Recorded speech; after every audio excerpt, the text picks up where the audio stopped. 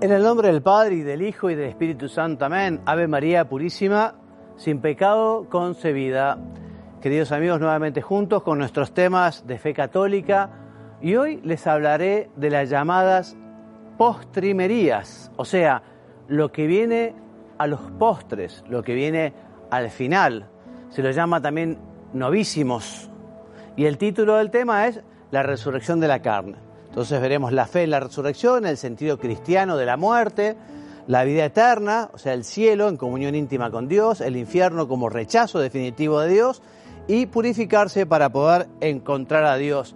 Unos temas fundamentales, claves, digamos, porque acá estamos de paso, somos peregrinos, no tenemos morada permanente y lo que viene es para siempre, para siempre, para siempre. Nuestra alma es inmortal. Y como me gusta decirle a los chicos, en términos futbolísticos, esto es el precalentamiento. El verdadero partido empieza en la vida con mayúscula, en la vida eterna. Entonces, en el credo rezamos, creo en la resurrección de la carne y en la vida eterna. Y esto nos manifiesta justamente esa esperanza escatológica, esa esperanza de lo que viene, del más allá. Es decir, de lo que espera el hombre al final de su vida.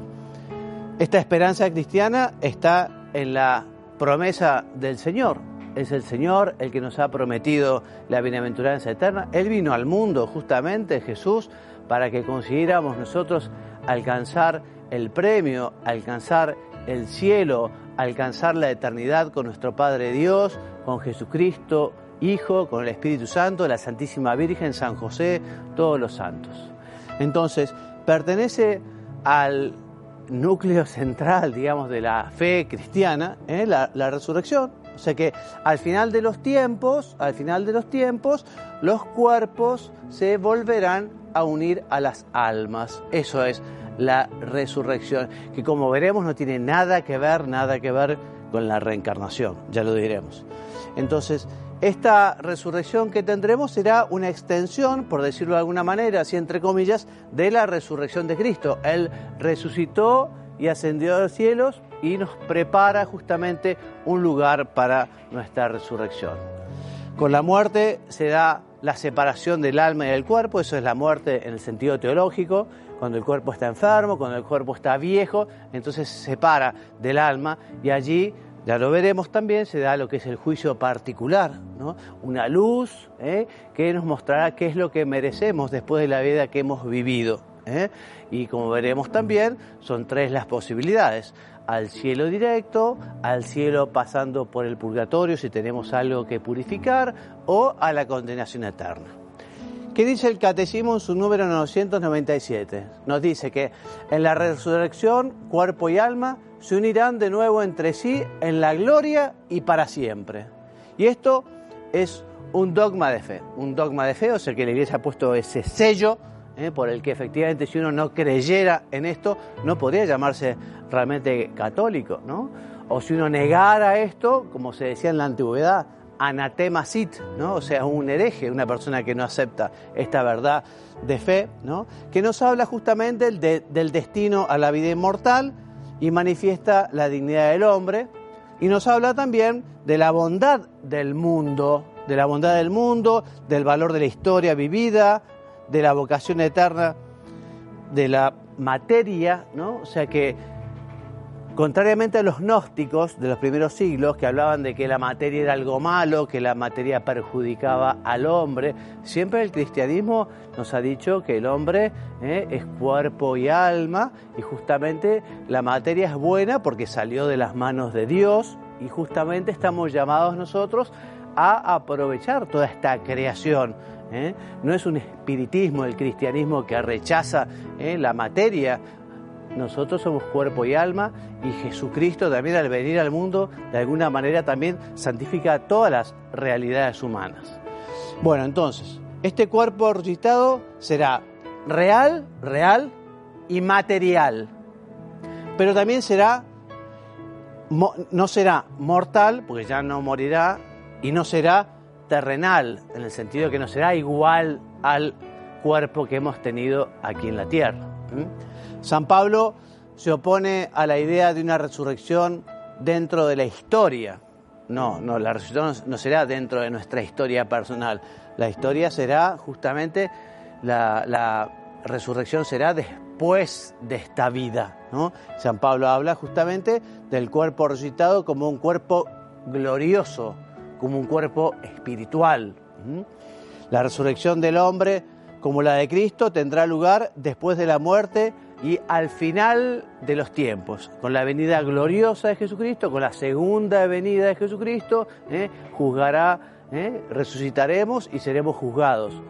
Será lo que se llama el juicio final, donde estaremos todos presentes. Entonces, la Iglesia no nos promete el éxito, no. La Iglesia lo que nos dice es que si somos cristianos, tendremos que llevar la cruz. Pero la alegría tiene forma de cruz. Y la realización del hombre pasa por la configuración con Cristo. Y quien se encuentra a Cristo, encuentra la cruz. Y la cruz es algo para dar gracias, porque cuando Dios nos hace partícipes de la cruz, nos asemejamos a Él y también podemos colaborar en la obra de la redención, como corredentores con Cristo. Por el bautismo y la Eucaristía, ese proceso de la resurrección ha comenzado de algún modo ya aquí en la tierra. Justamente los cristianos estamos llamados a tratar de transformar este mundo en el reino de los cielos, y la conversión personal de cada uno, o sea, tenemos que procurar que ese reino de los cielos también comience en cada uno aquí en la tierra, La resurrección final tendrá lugar, como les decía, con la segunda venida de Cristo. Y luego el juicio final, ese juicio final que de alguna manera hará público aquel juicio particular que tuvo cada uno inmediatamente después de la muerte. Como formamos parte de una comunidad, entonces se va a saber todo en el juicio final. Todo, y sobre todo se va a ver la gloria de Jesucristo, que murió como un delincuente en la cruz, y se verá la verdad de cada uno. Muchos que dejaron este mundo también como Jesucristo, fruto de tremendas injusticias, ¿no? Y otros que quizás dejaron este mundo y vivieron una vida de mentira, de trampa, de injusticia. Bueno, se verá todo en el juicio final, se hará justicia, esa justicia final, el juicio final. 4 observaciones. Primero, esto que te decía, la doctrina de la resurrección excluye la reencarnación. O sea, la resurrección final será después de la muerte y será en el mismo cuerpo, ya resucitado. Pero no hay reencarnación en otras criaturas, como enseña, por ejemplo, el budismo, si bien no conozco mucho. En fin, hay otras religiones que hablan justamente de la reencarnación. Bueno, en la Iglesia Católica, digamos, esto no existe. Pensamos que efectivamente hay, y afirmamos, una resurrección final en el propio cuerpo, por voluntad de Dios, al final de los tiempos. 2, una manifestación de la fe en la resurrección es la devoción a las reliquias de los santos. Las reliquias de los santos, vos no sé si tendrás alguna reliquia de algún santo, pero es algo muy lindo decir, bueno, esto perteneció a un hombre que se identificó con Cristo, que fue muy generoso, que hizo mucho del bien, y uno se queda con esa reliquia. Se llama, la reliquia puede ser de parte del cuerpo, ¿no? O puede ser también una reliquia de alguna ropa, ¿no?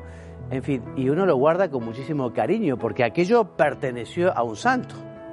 Otra idea, la cremación no es ilícita en la Iglesia Católica, salvo, digamos, que una persona quiera cremarse o quiera cremar a otra por razones, digamos, contrarias a la fe, ¿no?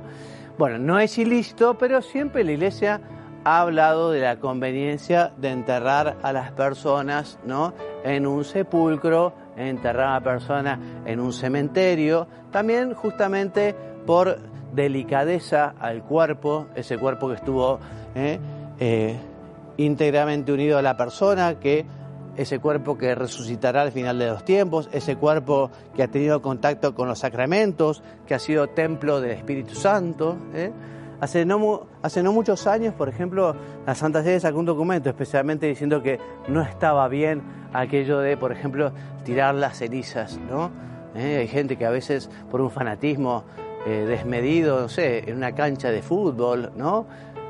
no sé, cosas así, no. Las reliquias, digamos, las cenizas hay que ponerlas en un lugar también digno, por respeto a ese cuerpo que fue de una persona. Entonces, se entiende que en la sepultura sea respetada la materialidad del cuerpo. Y la última idea es que la resurrección de los muertos coincide con lo que la Sagrada Escritura llama los nuevos cielos y la tierra nueva. O sea que dejará de existir este mundo al final de los tiempos, con la segunda venida de Cristo, con el juicio final, y habrá una tierra nueva y un cielo nuevo, distinto, digamos, a esta tierra en la que vivimos nosotros en la actualidad. Y además no solo el hombre cambiará al final de los tiempos con su resurrección, también está llamado a la transformación el cosmos en general. Ese cosmos que también se vio herido con el pecado original, con el pecado de Adán y Eva, ese cosmos que se vio también transformado, bueno, ahora se transformará para la gloria, el cosmos, el universo, esto que nos ha regalado Dios. La Iglesia también alcanzará su plenitud en la gloria celeste, cuando llegue a la restauración de todas las cosas. Habrá una continuidad, sí, entre este mundo y el mundo nuevo. Habrá una continuidad, pero también habrá una gran discontinuidad también. Habrá una discontinuidad porque justamente el mundo venidero, el nuevo cielo, la nueva tierra, será perfecta, será permanente, no cambiará, y justamente será un lugar para tener esa felicidad completa. Veamos ahora un poquito el sentido cristiano de la muerte. Bueno, la muerte evidentemente es algo muy doloroso, es un verdadero drama desde el punto de vista natural, ¿no? Y justamente con una perspectiva sobrenatural se entiende un poco más, aunque es un misterio. Dios cuando creó al hombre no lo creó para que muriera. El pecado, el pecado es la causa de la muerte. Con el pecado entró la muerte. Adán y Eva no deberían haber muerto y deberían haber vivido, ¿no? La inmortalidad era lo que Dios quería para ellos, pero se perdió para Adán y Eva y se perdió para todos los sucesores, para todos los que somos hijos de Adán y Eva, ¿no? Entonces, la muerte, digamos, marca el término de esta peregrinación terrena. Y después de la muerte el hombre ya no puede merecer, no puede tener méritos, por eso también después de la muerte irá el alma, ya te decía, al cielo directo, al infierno o al purgatorio, pasando por lo que decíamos, el juicio particular. Entonces, todos los hombres han de morir. Y esto nos sirve para pensar. Yo que voy a rezar muchas veces un responso, muchas veces voy al cementerio. A mí me gusta decir también que, no sé, el ver la cercanía de la pérdida de un ser querido, el ver y sentir la muerte de alguien cercano, bueno, nos ayuda justamente a aprovechar más el tiempo que Dios nos da, nos ayuda a decir, bueno, yo tengo que ser más generoso, yo tengo que conseguir multiplicar esos talentos que Dios me ha dado, esos dones que he recibido, tengo que gastarme más en el servicio a los otros. La vida es una sola, por eso vamos a tratar de vivirla muy cerca de Dios, haciendo todo el bien posible. Te decía, la Escritura nos enseña que la muerte tiene justamente como causa el pecado. Dios no la quería, ¿no? Y por eso el hombre que quiso vivir al margen de Dios, y bueno, la naturaleza humana, el género humano, debemos aceptar esta consecuencia de esa ruptura que tuvimos en nuestros padres Adán y Eva con Dios. Pero Cristo, con su obediencia, venció a la muerte, ganó la resurrección y la salvación de la humanidad. Jesucristo vino al mundo, recordémoslo, justamente para que podamos alcanzar la bienaventuranza, el cielo, la gloria, el poder compartir la eternidad con Dios. Entonces, por eso, para quien vive en Cristo, la muerte sigue siendo dolorosa, pero ya no es un recuerdo del pecado, sino una oportunidad para corredimir con Cristo, o sea, colaborar en la obra de la redención, mediante también esa entrega a Dios. Nos dice San Pablo en su segunda carta a Timoteo: si moremos con Cristo, también viviremos con Él, resucitaremos con Él. Y así, gracias a Cristo, la muerte cristiana tiene un sentido positivo. Yo también me gusta decirlo, yo soy un convencido, como no puede ser de otra manera, de que lo que viene es lo mejor, lo que viene es lo mejor. Si a mí me dicen dónde hay que firmar para poder pasar a la vida eterna, yo firmo inmediatamente, ¿no? O sea que un cristiano sin miedo a la vida y sin miedo a la muerte, feliz de vivir y feliz de morir, porque justamente lo que queremos es vivir una eternidad con Dios. Y también, justamente, la gradual muerte de uno mismo, esa muerte al pecado, al egoísmo, a la maldad, esa muerte de uno mismo, a todo lo que nos aleja de Dios, nos sirve para la unión definitiva con Cristo por medio de la muerte. Vamos a una pausa y vamos a ver el video del Papa. No olvidemos nunca que nuestra alegría es Jesucristo, su amor fiel e inagotable. Porque cuando un cristiano se pone triste, quiere decir que se ha alejado de Jesús. En esos momentos no hay que dejarlo solo. Debemos ofrecerle la esperanza cristiana con la palabra, sí, pero más con nuestro testimonio, con nuestra libertad, con nuestra alegría. Pidamos por nuestros hermanos que se han alejado de la fe, para que a través de nuestra oración y testimonio evangélico puedan redescubrir la belleza de la vida cristiana.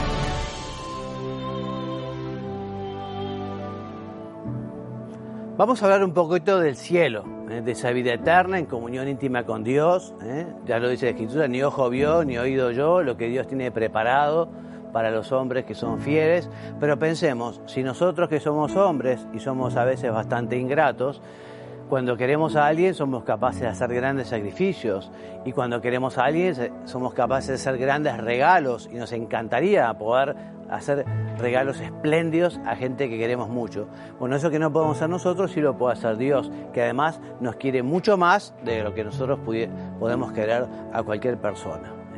Entonces, fíjate el valor que tiene el cielo y la bienaventuranza eterna que Dios quiso enviar a Jesucristo, para que efectivamente Él tome sobre sí los pecados de los hombres y pague con su muerte en la cruz nuestros pecados, y así nos recupera esta posibilidad de ir al cielo, como dice San Juan, lo llama la vida eterna, el cielo. Muy bien, siervo bueno y fiel, porque has sido fiel en lo poco, entra en el gozo de tu Señor. Eso es lo que esperamos todos, escuchar del Señor cuando nos llame, ¿no? Que nos diga, bueno, muy bien, siervo bueno y fiel. Y hagamos justamente el propósito hoy también de tratar de ser fiel en lo poco, en lo que tenemos, en la vida, en lo diario, en lo cotidiano. Siendo fiel en eso, Dios nos dará la vida eterna, nada más ni nada menos. ¿En qué consiste? Bueno, por un lado, lo que no es el cielo no es un continuo sucederse de días del calendario, sino como el momento pleno en un océano de amor infinito. Quien está enamorado, o quien estuvo enamorado, o quien conoce el amor, sabe que ese estado es lo más bello que uno puede tener, estar enamorado, ¿no? Bueno, imagínense esto elevado a la enésima potencia, ¿no? El amor elevado, el amor de los amores, bueno, eso es el cielo, el amor infinito. Miren que la gente lo busca el amor en tantas cosas, ¿no? Así puntuales y concretas, y no lo encuentra porque acá es muy difícil llenar el corazón. El corazón está para cosas grandes. Justamente el corazón lo que ansía es el amor de Dios en la tierra y en el cielo. La vida eterna entonces es lo que da sentido a la vida humana, es lo que da sentido al empeño ético. Yo quiero hacer el bien porque haciendo el bien obedezco a Dios, soy amigo de Dios y voy a poder estar con Dios, ¿no? La vida eterna da sentido a la generosidad, a la entrega, al servicio a los demás, al esfuerzo por comunicar la doctrina y el amor de Cristo a todas las almas, ¿no? Porque queremos compartir este tesoro maravilloso de la fe, ¿no? Queremos que también otros se enamoren del Señor y queremos que efectivamente así sean felices en la tierra y cuando les toque felices en el cielo. Por eso la esperanza cristiana en el cielo no es individualista, sino que queremos lo mejor, en gratitud a Dios, porque queremos compensar tanta indiferencia y tanto desamor, y queremos compensar con nuestro amor, que también lo queremos para los demás. En base a la promesa eterna es que vale la pena la vida cristiana. A veces la gente dice, bueno, ¿y por qué pasan las cosas que pasan? A veces la enfermedad, los problemas, ¿no? Hay gente que padece. Pero bueno, la vida es un abrir y cerrar de ojos, ¿no? Si aquello efectivamente sirve de catapulta para el cielo, es una bendición. Por eso justamente la enfermedad, la contradicción, la cruz, nos tiene que llevar a unirnos a Cristo, no a enojarnos con Él. Dice el Catecismo que el cielo es el fin último y la realización de las aspiraciones más profundas del hombre, el estado supremo y definitivo de dicha, de alegría, de paz, de amor. Vale la pena. Incluso esto lo podemos pensar cuando a veces llega el momento de la tentación, ¿no? A veces superar la tentación diciendo, bueno, yo no solo no quiero ofender a Dios, sino que también quiero ir al cielo, ¿no? Entonces, ¿cómo voy a hacer esto que de alguna manera contradice la ley de Dios o la voluntad de Dios? Los que mueren en gracia serán para siempre semejantes a Dios, porque lo ven tal cual es. Ese lumen glorie que tendremos de ver a Dios en el cielo. Lo veremos cara a cara, ¿no? Esa visión beatífica. El cielo es la máxima expresión de la donación de Dios al hombre, ¿no? Tanto quiso al hombre que lo quiso crear y lo quiso con esta vocación de eternidad a la bienaventuranza, de la que no se arrepintió después del pecado original. Entonces, al mismo tiempo, en el cielo el hombre podrá amar a los que han amado en el mundo. Cuando falleció mi madre, ¿no? Yo dije, bueno, acá otro motivo para portarme bien, ¿no? Porque yo quiero también estar el día de mañana en el cielo, con mi madre y con los seres queridos que nos han precedido. Así que recemos por los fieles difuntos. Vamos a hablar ahora también del purgatorio, ¿no? De ese lugar donde van las almas que han muerto en gracia de Dios, pero todavía tienen alguna mancha que purificar, alguna mancha, ¿no? Que limpiar, y como al cielo no puede entrar nada que no esté perfectamente purificado, por eso existe el purgatorio. Pero bueno, nos estamos adelantando. Quería leerte el texto de San José María referente a eso que te decía, ¿no? Que compartiremos la bienaventuranza eterna con nuestros seres queridos. Dicen Amigos de Dios, que es uno de sus libros de homilía. No olvidéis nunca, después de la muerte os recibirá el amor. Y en el amor de Dios encontraréis además todos los amores limpios que habéis tenido en la tierra. O sea que ese gozo del cielo llega a su culminación con la resurrección de los muertos. Y al mismo sentido también Santo Tomás nos dice que la vida eterna depende de la caridad, del amor, ¿no? Como decía San Juan de la Cruz, ¿no? Al atardecer seremos juzgados en el amor, ¿no? Se le perdonó mucho porque amó mucho. Entonces es bueno que tengamos también nuestro termómetro de amor, de caridad, de servicio, de cariño para con los demás, porque seremos juzgados, seremos medidos en el amor. Quien tiene más caridad, sigue diciendo Santo Tomás, participa más de la luz de la gloria y más perfectamente verá a Dios. También en el cielo existen distintos lugares. Quien es más santo está más cerca de Dios, ¿no? Porque tiene mayor grado de caridad y mayor grado de capacidad para recibir la gracia. Bueno, el infierno es un rechazo definitivo de Dios. Ya les diré por activa y por pasiva que el infierno, más que una decisión de Dios, es una opción del hombre. Porque Dios es el buen pastor que sale a buscar a la oveja que se perdió. Si la oveja no quiere volver, está el misterio de la libertad. El misterio de la libertad que nos da la posibilidad de la condenación eterna. Porque quienes se condenan no quieren estar con Dios, no quieren estar con los santos. Por eso dice la Sagrada Escritura, enseña que el hombre que no se arrepiente de sus pecados graves, perderá el premio eterno. Dios lo creó para la felicidad y el hombre abusó de su libertad, ¿no? Dice el Catecismo, morir en pecado mortal sin estar arrepentido ni acoger el amor misericordioso de Dios significa permanecer separados de Él para siempre por nuestra propia y libre elección. Y el segundo párrafo, este estado de autoexclusión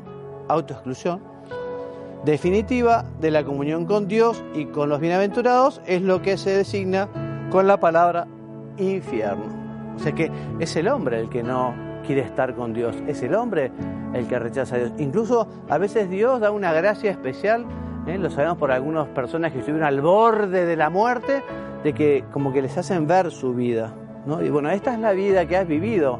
Tenés que arrepentirte de algo o no te vas a arrepentir de nada. En fin, Dios sale al encuentro de todos y todos tenemos la oportunidad, porque Dios así lo quiere, de reconocerlo como Padre, como nuestro Creador, de pedir perdón por los errores, por los pecados, por las maldades.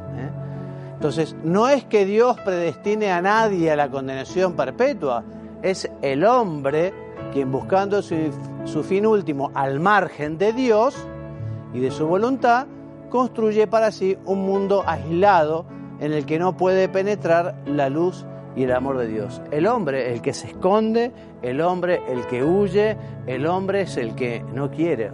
Dios lo llama, lo busca, lo invita, pero ahí está el misterio de la libertad, pero Dios no quiere obligar a nadie, depende de cada uno. El infierno es un misterio, y es el misterio del amor rechazado. Tanto amor da Dios y el hombre lo rechaza, ¿no? Es señal del poder destructor del hombre libre cuando se aleja de Dios. Así que, en fin, también este conocimiento de esta verdad eterna, que no es solo para asustar a la gente, ¿no? Como decía, los chicos, cuando son chicos, si te portás mal, va a venir el viejo de la bolsa, ¿no? A asustar a los niños. No, el infierno no se trata de asustar a nadie, ¿no? Pero es una realidad que no podemos dejar de compartir, porque esto es así, tenemos que avisar, ¿no? Y justamente también este conocimiento nos ayuda a tomar responsablemente los dones, los talentos, los bienes que Dios nos ha dado, porque somos administradores de esta vida que Dios nos ha dado, somos administradores de los regalos que Dios nos ha dado y justamente estamos llamados a multiplicarlos. Entonces, su existencia, la existencia del infierno, muestra la gravedad del pecado, ¿no? Muestra la muerte de Cristo, muestra la gravedad del pecado. Y por eso tenemos que arrepentirnos y pedir perdón, y en la oración pedir fuerzas para rechazar la tentación. Por eso la posibilidad de la condenación recuerda a los cristianos la necesidad de vivir dedicado a los demás en el apostolado cristiano. O sea, tenemos que también nosotros tener deseos de que todos se salven, empezando por los de nuestra familia. Entonces, sin obligar a nadie, sin imponer nada, pero bueno, colaborar para que la gente esté cerca de Dios, para que haga el bien, para que sea justa, para que diga la verdad. Estamos llamados a llevar este mensaje del Evangelio a todos, ¿no? Y Dios también nos preguntará el día de mañana, ¿y vos qué hiciste con tus seres queridos, con tus amigos, con tus vecinos? ¿Te ocupaste de ellos? ¿Les contaste? ¿Los iluminaste? ¿Les diste ejemplo? ¿No? Es una llamada importante que Dios hace a todos. Entonces les hablaba así del purgatorio, ¿no? Aquellos que fallecen en estado de gracia, o sea que no tienen pecado mortal, pero tienen algo todavía que ensucia el alma. Y dice el Catecismo, los que mueren en la gracia y en la amistad de Dios, pero imperfectamente purificados, aunque están seguros de su eterna salvación, sufren después de su muerte una purificación a fin de quedar impecables para poder ingresar al cielo. O sea que esto es una bondad de Dios. Es como la madre que tiene a su hijo y quizá se hizo encima, entonces ¿qué hace? Y bueno, lo cambia, lo baña, le pone un pañal nuevo, perfume y luego ya lo muestra a los demás, ¿no? Entonces, ¿cómo vamos a entrar nosotros al cielo si no estamos perfectamente purificados? Son las mismas almas que se ven así, que desean esa purificación que ya te digo, es un regalo de Dios, es una posibilidad que nos da justamente de prepararnos. El Antiguo Testamento habla de esta purificación ultraterrena, el libro de los Macabeos, cómo se reza por aquellos difuntos. San Pablo habla del fuego, de este fuego que de algún modo emana de Jesucristo, Salvador, juez y fundamento de la vida cristiana. Existe una antiquísima y unánime práctica de ofrecer sufragios por los fieles difuntos, ofrecer oraciones, especialmente la Santa Misa, o una confesión, o el rezo del rosario, o ofrecer el trabajo. Esos sufragios son manifestación de la fe de la Iglesia en la purificación. O sea, no tendría sentido rezar por los difuntos si no pudieran ser ayudados. Así que, en fin, el purgatorio es un estado temporal, dura un tiempo, doloroso, en el que justamente se perdonarán esos pecados veniales, se purifica esa inclinación al mal y se supera la pena temporal debida por el pecado. Les recomiendo algo que es una película que yo no he visto, pero hoy estuve hablando en almuerzo, que se llama justamente El Purgatorio, que son testimonios de almas que tuvieron una relación divina, como el Padre Pío, por ejemplo. Creo que los que hicieron esa película del Purgatorio es la misma gente que hizo la película sobre el Padre Pío, y son testimonios muy interesantes. Creo que lo van a encontrar en internet, me parece que en Gloria TV, ahí búsquenlo, El Purgatorio, muy interesante. Hay gente que es muy ignorante sobre estos temas y ver estas cosas y escuchar estos testimonios hace mucho bien. Porque justamente también una vida de pecado, bueno, no solo daña a Dios, no solo daña a uno mismo, también estamos dañando a los demás por ese misterio de la comunión de los santos. Existe la comunión del pecado y el pecado daña a toda la Iglesia, daña a la humanidad. En el purgatorio se sufre mucho. Por eso también quizá es muy oportuno querer aprovechar los sufrimientos de aquí en la tierra, los sufrimientos de la tierra, para purificarnos aquí en la tierra, ¿no? El Papa Benedicto XVI en su Spe Salvis nos dice que es un dolor bienaventurado, no es un dolor rabioso como el infierno, donde ya hay un remordimiento y un odio a Dios y a todos los demás. Acá se sufre en el purgatorio, pero sabiendo que es preparación para la bienaventuranza, preparación para el cielo, y se lo hace muy feliz. Por eso se invita a los cristianos a buscar la purificación, te decía, en esta vida. Aprovechemos la mortificación, el sacrificio, aprovechemos los inconvenientes, el frío, el calor, el maltrato, el trabajo duro. Bueno, todo esto nos sirve para purificarnos, ¿no? Y de alguna manera pedir perdón, de alguna manera reparar, compensar, llevar una vida santa aquí. Tenemos que aspirar todos a tratar de ir al cielo sin escalas, ¿no? Poder ir al cielo directamente, sin pasar por el purgatorio. Bueno, y hasta aquí nuestro tema de hoy, ¿no? Como bibliografía básica siempre, ¿no? El Catecismo de la Iglesia Católica, pueden ver los números 988 a 1050, y después Juan Pablo II en sus homilías, los miércoles, más que homilías, digamos, en esas audiencias de los miércoles, bueno, él habló sobre todo el credo, y fue el año 99, y allí encontraremos, por ejemplo, todas sus sobre los novísimos, ¿no? Él habla de la muerte, del juicio, del cielo, del infierno, muy lindo. También pueden ver el documento del Papa Benedicto, la Spe Salvi, y de San José María, la homilía La esperanza del cristiano. Y para finalizar, les recuerdo que los programas anteriores pueden encontrarlos en la página web de la tele, www.latele.com.pi, o en YouTube o Instagram. Bueno, y me despido hasta el próximo programa y les doy la bendición. Que Dios los bendiga y los haga muy santos. Amén.